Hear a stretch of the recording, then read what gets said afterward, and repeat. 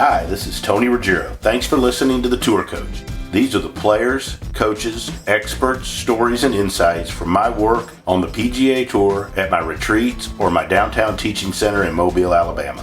My goal is to shed light and share insights from the people who I've gotten to know and meet working on the PGA Tour and teach it through my career.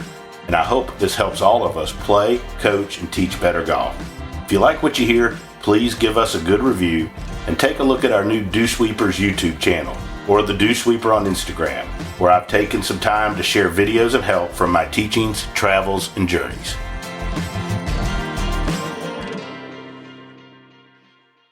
So here we are, back on the road, down at Old Palm, doing a little retreat down here with some good friends of mine, Dr. Scott Lynn. Doc, thanks for hanging out with us. Thanks for having me. Got my good buddy Mark Hackett. Hack, thanks for inviting us down. Absolutely. Good to see you down. And the director of golf, good friend of ours, Dan Terlescki. Dan, thanks for hanging out with us and sitting in today. It's been great. Thanks, it's been a lot of fun, and we've got some good folks and some fun. We just did a nice little putting seminar. I guess we called it a seminar, a clinic down here on their new unbelievable stuff y'all have built here at the club. I mean, it's impressive how much. I've been coming down here for years, hanging out with Hack, and to see how much y'all are progressing and changing the club and what you've done with this patio area. It's really cool. It's impressive. So, but the topic from the Prez over here was about how to help, what was it, senior golfers? Yeah. Older golfers. Yeah. We won't call you senior. Right. You're not quite senior yet. You're just old. I am. Yeah, okay. So we're going to just talk a little bit about what we did. Scott, I'm going to start with you because I think one of the things when you talk about senior, but I think it's every golfer nowadays, they want to hit it further. So they want speed. So talk from your perspective, because we've watched a bunch of folks come through. We had golfers of all skill levels with us. We had a couple guys trying to play for a living, but we had some mid-ams. We've helped some members and some older folks today. From your perspective, when you start there, like what are some things that you see that are commonalities that those types of folks can do to help get better? So often as you get older, you get tighter, right? So we don't have as much range of motion a lot of times. And to get the club moving fast, you need more time to put force into it. And so generally people say like the further your hand path can go, the more time you have to speed it up down into impact. And you'll notice a lot of people as they get older, swings get shorter. And so anything you can do to lengthen your hand path will help you hit it further as you get older. So obviously that could involve stretching, going to the gym, that kind of stuff. That always helps. But acutely, if you just want to hit it further right over the ball, and you'll see a lot of old golfers, right, release the left heel as they take it away, so they get that left heel off the ground, because that actually lets you Get more turn behind right. it more or get more hand path. And if you look back in old videos, like Jack Nicklaus used to do it all the time. We used to see that quite a bit more than we do these days, because these kids that are playing on tour now are so young and fit and flexible, like they don't need to do it. But that's something I've added to a lot of older golfers' swings, is releasing the lower body in some method, which gives you more ability to get the club moving through a bigger distance and generally create more speed. A lot of people are afraid to do it, but it can add a lot more distance to their swing. We'll turn it over to Hack and Dan here after this. But another thing I think that's real important is as golfers get older, I notice that their balance gets worse, right? And like their ability when they get to their finish to actually be balanced isn't very good. And you see folks all the time kind of struggle and they wobble. And I think that's one reason that they don't, even if they try, turn through the ball and finish on their front foot, they don't, because they don't have enough stability. You and I, we were talking with somebody today, like my old mentor Hank used to always say, person never wants to put themselves in a position that'll hurt themselves, right? So your body never wants to go to an area that it's weak or not stable. So I think things like balance, and you can do things at home, depending on how much you want to get better, but like on those balance discs or those Bosu balls, things that uneven surfaces where you improve your ability to balance. And I do a lot of stuff on one leg where you just balance yourself on one leg and do a pivot drill. Improving your ability to balance on one leg, I think, is something super easy that as golfers get older would help them a bunch. Because I think in all the stuff with all the technology we have, balance is super simple and easy, but I think it's often overlooked. Dan, what about, see, I mean, Dan, you and Hack, I mean, obviously I travel a bunch, got a lot of regular students and coming down here and hanging out, but you guys you're in the trenches day in, day out, teaching members, a lot of seniors. What are things you guys see?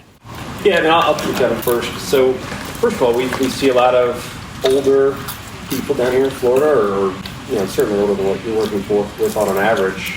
And then for myself, as I get older myself, my back starts to deteriorate. I've had to find ways to figure out how to generate some speed up too. And what I've noticed myself doing, and I've started to teach this a little bit more, is when I was younger, I was trying to generate speed with my body and turning faster and harder through the ball, and that worked really well. As my back and body have started to break down a little bit, I've learned how to use my hands and arms a little more efficiently, and that's okay. So my rotation probably isn't as aggressive, but I've learned to lighten up the equipment a little bit. Oh, yeah. Get the club head moving through the hitting zone with my hands a little bit more.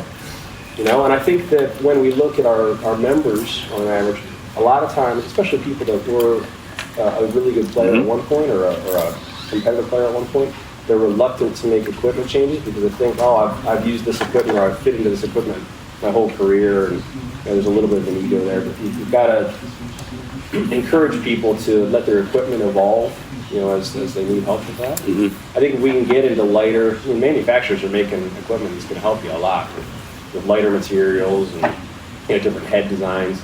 And if we can get them using their hands and arms to release that club head through the hip a little bit better, that might take some pressure off their body as well.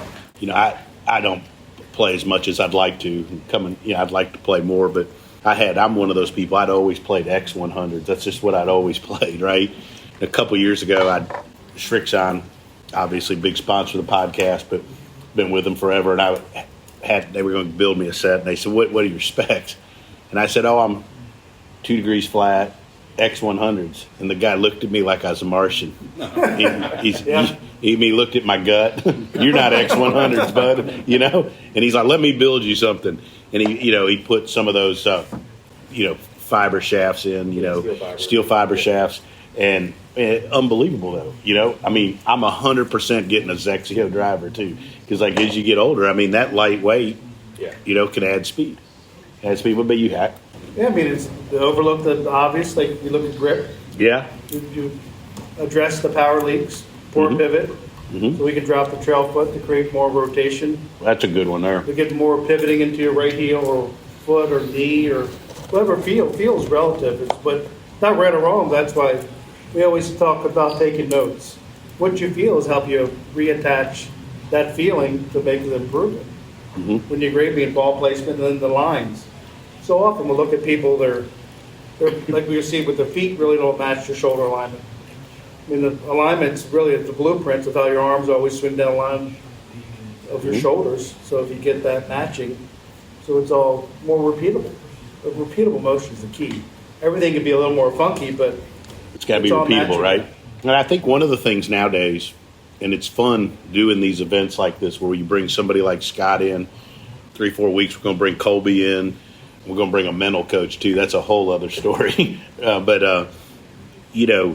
There's things that you can do now with the science and the stuff we have, like with Scott with the swing catalyst, where instead of us just telling you to pivot, make a pivot or a turn, he can actually do some things that pinpoint what's the most efficient way for you to make a pivot, right, and dial it in a little bit. And what I've found is amazing is just 10% worth of pressure, which doesn't seem like a lot. But getting somebody who might be, there's people that get too much pressure in their trail leg because we've all told everybody to get behind it, and that's not the right way for them. And then there'll be a guy that's not enough, But the ability, I think, with some of the technology in here at Old Palm with the swing catalyst, which I've used forever, it's the best out there, hands down. We have the ability to dial in and be more precise and help you figure out the best ways to do it. Yeah, and I think the balance, like you talked about earlier, we had a couple people today, they're getting way out on their toes and just, you can't rotate from your toes, right? If you just stay on your toes, you can kind of go sideways. And getting them that feel. And golf's really a game of opposites, right? So we told him to start more on his toes, and that gave him incentive to go, because if you start on your heels, then there's no other place to go but your toes. And you kind of dive towards your toes, he was hitting it off the heel. But starting him a little bit out on the toes gave him the incentive to turn a little more. And I think that's a really good thing, is giving people incentive to do what you want them to do. Like you had a really good drill today. You put that Now, box. don't give me credit now. or that little what is it? The thing with the golf balls. And you put it Dentate. right in front of his left leg because he was kind of gliding through it, and the left knee was going towards the target instead of turning through it. And we had tried a lot of other stuff We to get did. him to stop. But that gave him incentive, obviously, and that's using an external cue, which we know we all learn better using external cues. So you just like miss the what do you call that thing? Missed the Denketti. Yeah, miss that with your leg, and that caused him to post up a lot better and hit it a lot better too. So I think missing things is a great way to learn. Yeah. Like I think if you put an obstacle in the way of something, Yeah. people will figure out how to miss it, right? Because they're going to, how I don't want to hit it, it may hurt. You know, right, yeah. And same thing. Like if people are getting too much pressure into the right side, we put a club on the inside part of their knee so they don't crash into it and they get a little better turn. So yeah, it's really good using external cues like that to give people incentive to make movement changes. you guys out here that, I mean, you're, recreational golfers love it. Obviously, you came up to watch us do a putting clinic. I mean, what kind of things do you feel like would help you play better? What are the things in golf that we could help you that make you play better? Well, I think just what I'm listening to is the movement. I move around a lot. So, and part of it is you wear these comfortable shoes and they don't hold you, they don't hold you. So I wouldn't mind having the spikes again sometimes. But just what you're talking about, that left knee moving and opening up and things like that. It's like I was telling you, Tony, earlier, the little things are really important, like in the putting, getting your hands high, and it's a combination of a lot of little things that really make a difference. And I'll tell you this from a little thing, and Hack is so good at this with setup. But you're talking about the ability to move, and we've all seen this, but paying attention to how your feet are on the ground. How many times do we see a person as we get older, but we'll see a person with their right foot, they're a right-handed player with their foot barely toed in, right? And what that does and restricts their ability, their ability for their hip to turn. Stuff like that. I mean, there's a lot of little things that you can do. I think, we've all been around Mike Adams a bunch, and a lot of that stuff, with flaring your foot out and some of those different things. I mean, there's a lot of stuff you can do just from setup that create more mobility. Screening. Right. Screening's the key. I mean, you could do it like you did it with your eyes shut. Talk about that. That was pretty Rotation. cool. I hadn't seen that from you before. Yeah, we kind of look at what's your strongest or most dominant leg, and that'll really determine where your pressure should go. So if your right leg's really dominant, you might want 85-90% into your right side. If your left leg's really dominant, then you don't want as much into your right side. You want to kind of stay more kind of stacked on top of it. And so understanding how your body works right now, because that could change, right? You could go to the gym and change what your dominant leg is, but it takes a while. Yeah. And most people aren't going to do that. So let's build the swing around what your strengths are right now. So that's kind of the idea behind it. Yeah, because we want to be a chameleon, right? We're told to get back, and so that's what we associate with shifting or sliding back instead Right. of doing your natural pivot and turn and Yeah. using your dominant leg. We just want to buy the right equipment, the newest equipment that helps us. There's get something better. to it. For sure, right? For sure, there's something to the equipment. There's something to do that, but you have to fix the arrow. The arrow, not always. The It's more Indian the sometimes Right, yeah. needs some work. Yeah, Indian always needs work. And obviously, Dan, I know you've used bands. I know Hack has, and you use them. Scott, I use them all the time. I learned most of that. I learned from Scott and Colby. But the ability to use resistant bands that are pulling you into whatever your air is, where you have to use the ground and you have to make a correct motion to be able to move it right. And then the other part of that is I think there's little things you can do without the ball at home that everybody here, we could give you 2 or 3 things that you could do with a resistance band at home that you could spend 10 minutes in the morning.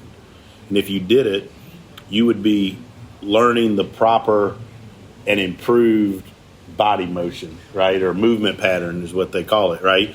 And you could learn that and incorporate that, and through a little bit of time, you could make. Our good friend Wayne Flint had a guy who wasn't able to turn into his left hip very well, and the guy didn't like to practice, didn't like to hit balls. So Wayne gave him a drill with a band, and he said, the guy's in Alabama, so he's a big Republican. He said, hey, every night during Fox News, that's what Wayne said. He goes, I want you during the first hour at Tucker Carlson, I want you to do this drill during the first commercial break for the first hour, every commercial break. And this guy comes back like 2 weeks later, and I mean, his speed was up, his rotation was up, right? And all the guy did was this one band every day, on Fox News. He's there, Tucker Carlson, he's first commercial out of the gate, right? But like, there's so much you can do. I think one thing that people, It's flexibility. It's still flexibility. But it's more training movement patterns, and I think thinking of stuff in your swing is not good. Like if it just happens naturally, the more thoughts we put in. What did Jackson had a good line yesterday? He said, "If you're searching for a needle in a haystack, add more hay is not a good idea." So as you add more is that stuff when we in your zoomed him in because he wasn't allowed to be here with him? as you add more hay to your or more thought process, right? Then it's harder to find it a lot Well, of can times. there be too much? Oh, Can there be 100% too much, there can be. Instruction. But that's why, like, doing a band. band drill at home that just gears your movement pattern, then you pick up a club and you just do it without thinking about it. That to me is a better change to make than having to think about I think 27 what was things. helpful, Tony, with the putting thing you were showing us was kind of going through a checklist to set up. And then just You let don't it think happen. after that, Right, but going 100%. through that, and I think Those are the things I you know a can lot of control. times, like for me, it's why do I hit it wrong? But sometimes I wonder why did I hit that right? You don't know. I don't know what I did and how do I do it again? Right. I tell folks all the time, I think one of the most frustrating things in golf for people is that they don't know the difference between when they hit a good one and they hit a bad one. Right. And they're like, I don't even know what I did, right? And I think one of the differences, so I think, I say this a bunch, I think recreational golfers, we'll just use that term, they're always trying to fix the last shot. They're like, how many times, Dan, you're on the tee and a guy hits one and he goes, what did I do there? Yeah. Right? You say it all the time, Yeah, I guarantee you do, Tony, right? What did I do there? Whereas a tour player knows what they need to do to hit their good shot, and they keep trying to do that regardless of what the last shot was, right? And I think they sound very similar, but they're dramatically different approaches.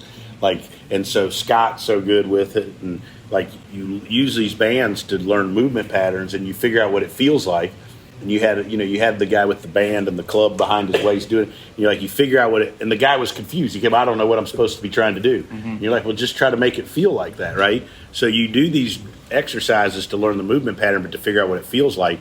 And then your job when you go practice or play is to try to make it feel like that each time, I think. And I think a good way to feel something is to feel what the opposite feels like too. So to Talk do about it that. That's pretty good. on the range is actually a good We did that with drill. Lucas at one Yeah, time. totally. Say that again. I don't understand. So to do it wrong, so like pick anything. Tell me something that's worked before that a golf teacher has told you. Anything. Give me an example. In your full swing. Just like a pivot or a turn. Yeah, or Anything. just like One thing that Yeah, somebody has. turning more. Turning more. Okay, so then you'd get on the court or on the range, and you try to turn a ridiculous amount. Try to turn as much as possible. Yeah. Then the next rep, turn 0. Like just slide off it and don't turn at all. Slide instead of turn. And so you know what sliding feels like and what the ball does, and you know what turning a ridiculous amount feels like and what the ball does. And in your brain, you evaluate which one's better. Like if I was going to make a mistake, if Dan told me I had to play in one of those two ways for the rest of my life, which one would you choose?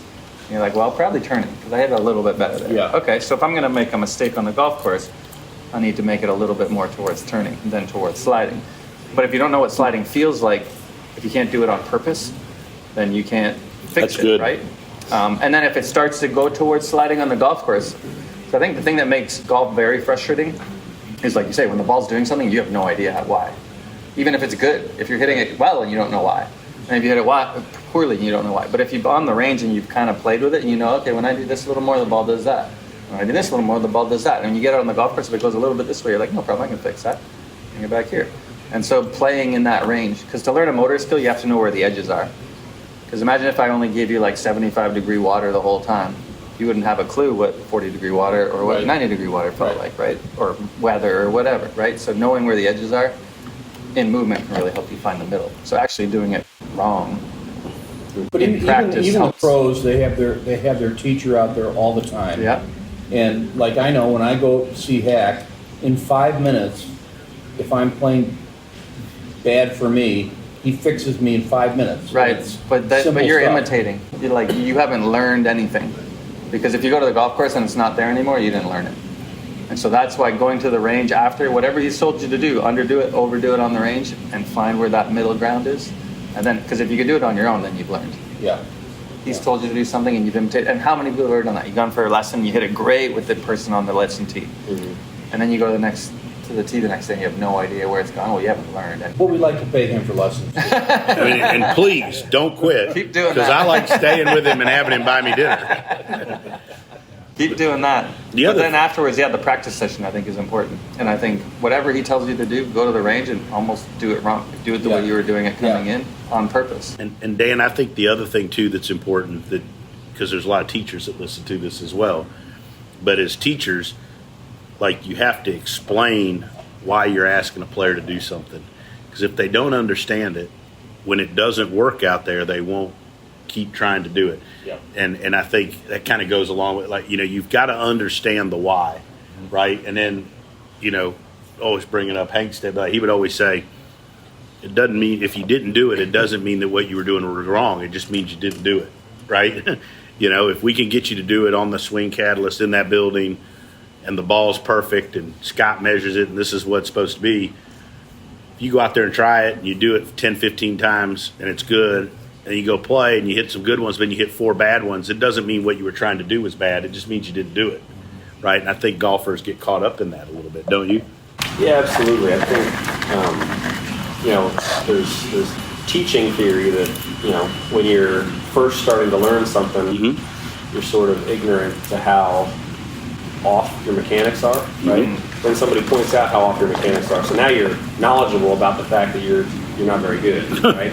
So that's part of the learning process, but you might have gotten worse because now it's in your head, right? And then you start to get a little bit better about performing those mechanics, but you're really conscious about doing it, right? And you have to repeat and really be aware. And it's not until way further down the road that you actually can subconsciously pull off the motion, right, without thinking about it a lot. And that takes a long time.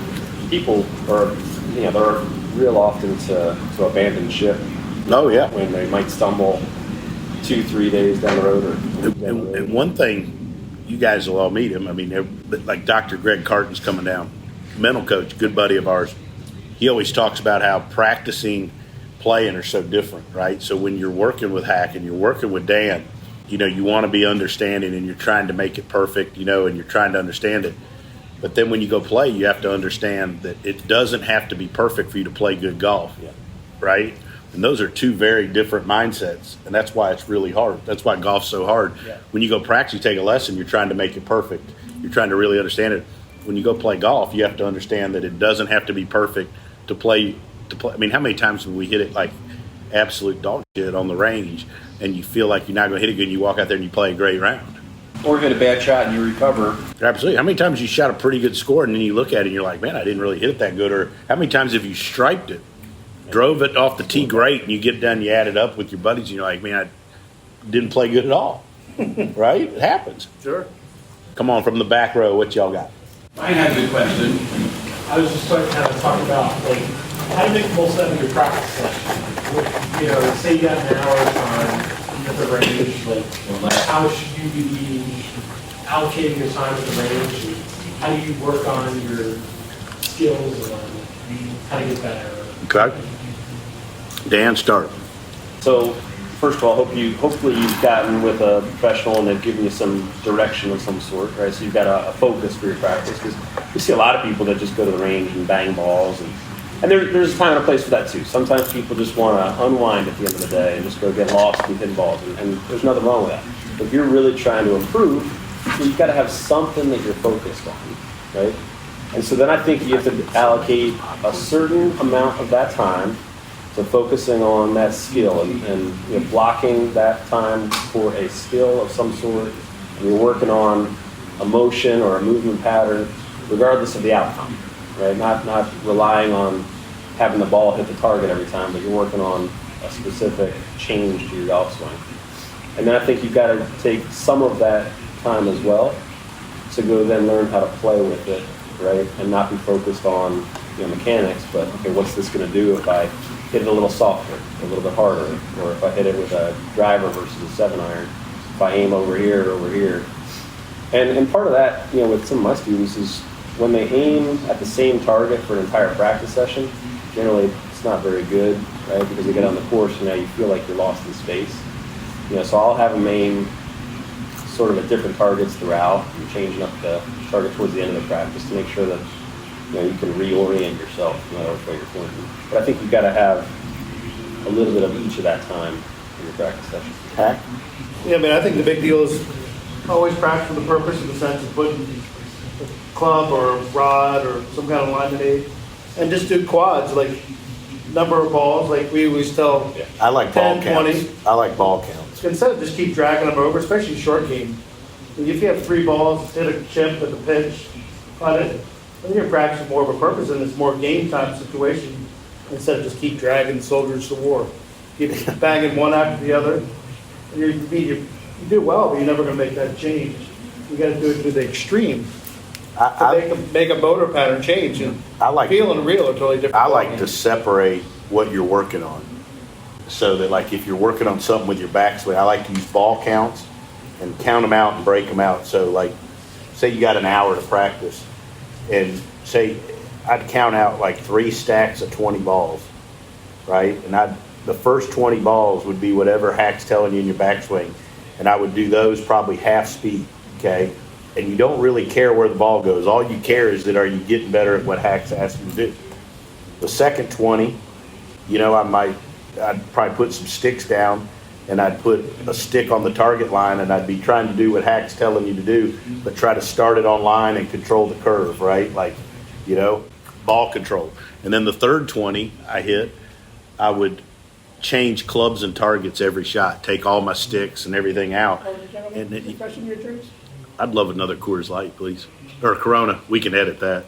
Although now we don't even need to edit it. Everybody knows I drink. But Everybody knows you're at Old Palm. everybody does, and they'd be disappointed if I wasn't drinking. But if the last 20 balls, if you hit, or 10, because maybe you don't have enough time, you could do it 10, 10, and 10, whatever. But like the last 10 balls, change clubs and targets every shot, because that's like you talked about, Dan, like that's what you got to do when you go on the golf course, right? So I think if you structure your practice like that, I learned the ball count thing. Hack, remember when we went to Krzyzewski's practice for Golf Magazine up at Duke? And when we walked in, there was probably 20 or 30, 100 of us, I don't know what it was, and they handed us his practice schedule. And every single minute of the practice was scripted. Like Cameron. Yeah. Duke, it was amazing. And I've got folks from being in Alabama that have been to obviously Saban's practice, and Greg Carton's told me about Belichick's practice. They all script every minute of everything out. Like there's not, I'm just going to go head to the range, hit balls in practice. You got to go there with like some intent, know what you're trying to do. And the other thing you can do is you can practice, you can hit balls till you start hitting it shitty, right? How many times you start out your practice session, you're hitting it good, and then by the end you're hitting it shitty, right? So like go and hit 20 balls doing what you're doing, hit it good, be done. You've accomplished your task. Yeah. So I think just more intent, more purpose, ball counts, be specific what you're doing helps. Should you focus on 1 or 2 clubs, or should you go through the bag? Probably on the block practice side with, the first 2, whatever they are, whatever you're working on, I'd probably do something like a 7-iron or 8-iron, something mid. But then I think when you do the part where you're changing targets, you ought to hit a driver at something, and you could play Old Palm in your head, right? Play a hole. Yeah, you could be like, all right, I'm on number 1. I'm going to hit my driver. All right, if I hit it left, it's over there in that waist bunker, right where you give yourself some boundaries. Good question. Any other questions? So the thing that comes to mind for me is, we have all these wedges in our bag. How do we know what wedge is hit, and how to get more efficient at hitting wedges from, 60 yards a day, whatever, 75 yards a day? Dan, Hack, you guys answer this. It's good. Yeah, so I've got a system now that I use. I was never a wedge player until just a couple years ago. Now I actually consider myself pretty good. I've been practicing that a lot. And again, when you're practicing, and I see this a lot with people, they'll take their wedge and they'll pick a target somewhere on the range. And a lot of times they don't know even how far that target is away from them, but they'll just start hitting at it, right? And the first couple may come up short, so I got to hit a little harder. And eventually, after a little while, you've got it dialed in, you've got that ball going at that target every time. You still don't really know how far away that flag is yet, but you've got the ball landing next to it. What I like to do is actually the opposite of that. So I have a shag bag in my cart, and I'll take it out to one of the practice fairways out there, and I will drop 12 balls in the fairway, right? And I'll actually take one of my wedges, and I'll swing it back waist high and follow through waist high. I'm trying to go 9 to 9, right? And then I'll pace off how far those balls went.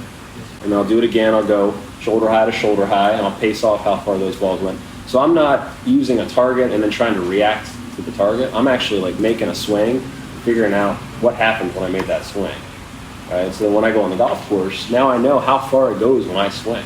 Right? I'm not having to do something that I'm not prepared for. So that's my system that I've used, and I've actually used that with a lot of students. Do you switch different wedges? I do, yeah. And with some students that works, right? And with a lot of the students that I work with, that works. Where you'll take 3 wedges or 2 wedges and say, okay, waist high to waist high. When I do it consistently with this club, it goes this far.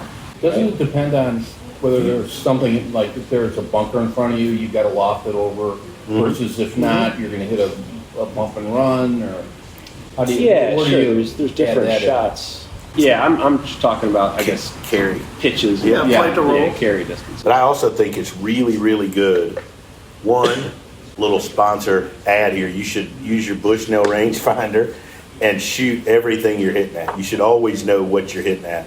Every tour player I'm ever with always shoots the yardage on the range because it helps you. It's like putting info in a computer. It just gives you feedback how far ball's going. But 2, I like to have players try to, like, say the flag out there 70 yards, right? I like to have you hit all of your wedges and try to carry them 70 yards because you're going to get one where you need to have it stop, and then there's going to be times, you got a slope and you don't want that thing to come up short. You want it to release, and you want to be able to hit a less lofted wedge. I think it's really good to be able to hit all your wedges and control the distance, even your 9s and 8 irons and stuff, because you may not use it all the time, but it creates more weapons. What about you guys? Yeah, I mean, it's the same thing. You can work on either there's different ways of controlling distance. You can do through set up first, like gripping down, going through. And generally, we see they use too much loft. Yeah. So if you can develop some touch with less loft, hitting your stock like gap wedge and pitcher wedge and 56, and then when you have a high shot of when you're short-sided with a 60, it's like you develop that touch and feel. I mean, from a And then 100-yard tempo din, and that's rhythm. where guys like us can score. Yeah. If we're good. I mean, Faldo always talked about. You always hear him say the guy should chip a 6-iron and 7-iron. Yeah, Sure. We see that a lot in most of our clinics that we do here. Almost all of them, we talk about how our members would do better if they took less loft and swung soft. Yeah. As we see, we talked about it with Justin Thomas. He has the flow and tempo and taking speed off. And JT's the best in the world right now at wedges, in my opinion, and it's because of how slow his arm speed is, right? He really controls not on all of them, he has times he tries to, but he really controls the speed that the ball, we always talk about, like with Scott's always trying to speed the ball up, right? Yeah. Around the green, we're trying to slow the ball down. Best players, are trying to slow the ball down around the green, and I think that arm speed's a big part of that. But I think that if you start by knowing how far you're always hitting something and you try different wedges, and I think that's huge. These are awesome questions. One more question. We got time for one more. This is good. Hack, you never told me the people around here are this nice. All right, one question. So if I've got to hit the fairway on this shot, do I choke down a little bit on my driver for a little bit more accuracy? Is there some techniques that you guys can? I would choke down and tee it low. Yeah.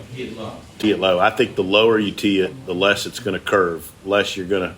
And I also think if you tee it low and you play it more forward, it tends to make you turn more through it, get more on top of it, which tends to keep the club face a little more stable, a little longer. What about you guys? Yeah, I mean, that's exactly it. So when I've got to hit the fairway, or when a tournament player's got to hit the fairway, you tee it lower, right? Get a little bit more on top of it. And it's going to rob you of some distance, of course, but that's okay. You can generally. Things go so far now. It's fine. I just stole a lob wedge. That's so good. That's what I like. That's what I like about this podcast. We give people insight they wouldn't get anywhere else. it's like the second serve in tennis, right? You guys are going to start being my regular co-hosts. I think the other thing too, I've seen you teach this, is like people should have a go-to shot off the tee. Like when you go practice, try to figure out some shot you can hit off the tee. It could be a 50-yard slice, right? But it's going to be always curving that way. Or it could be a low duck hook or whatever. It doesn't matter, But like Doc, when you had the guy today really trying to cut it and he couldn't, right? Like, you should go out there and figure out how to hit some shot that always goes one direction. Yeah. You know, Natural pattern, yeah. right? And just figure it out. And everybody's different, you know. So anyways, that's good. Good stuff. Hack, thanks for, as always, you, for Tim. having us. Doc, thanks for making the trip. We got one more day. Yeah. Dan, thanks for being such a great host and hanging out and teaching with us. We got some fun stuff going on. We're going to be back in a month, I think, and do one with everybody. And Hack's so excited about me and my dog coming down and hanging out with him. This was awesome, but thanks to all you members for hosting and letting us come out and for all the good questions. And we'll be back next week. Thanks for listening to this edition of the Tour Coach. I want to take a minute and thank Cordy Walker and Golf Science Lab, as well as my sponsors Shrixon, Buick, Bushnell, and Vineyard Vines for helping make all of this possible and helping me share my insights with you. If you like what you've heard, why don't you check out more on the Dew Sweepers channel on YouTube, as well as the Dew Sweeper on Instagram, or go to dewsweepersgolf.com to find out more about my teaching, my travels, and where you can find out more about me.